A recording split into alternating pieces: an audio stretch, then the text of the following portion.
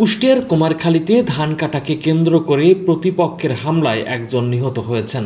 নিহতর নাম ইউনুস আলী। তিনি শিলাইদহ ইউনিয়নের খোদ্দ বনগ্রামের বাসিন্দা।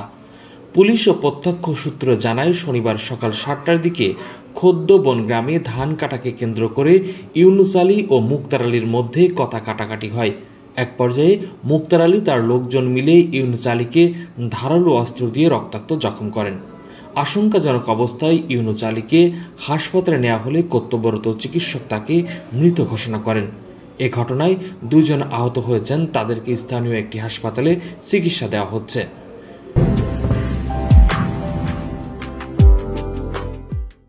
কুমারখালী থানার অফিসার ইনচার্জ আকিবুল ইসলাম জানান, সকালে ধান কাটাকে কেন্দ্র করে নিহত ইউনুস আলী ও মুক্তার আলীর মধ্যে বাগবিতণ্ড এক পর্যায়ে হামলার ঘটনা ঘটে।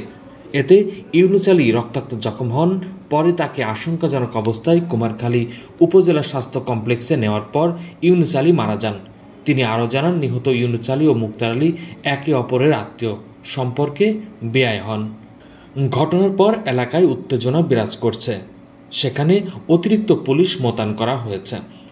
কোহিনুর ইসলাম, নিউজ বাংলা, নিউজ ডেস্ক।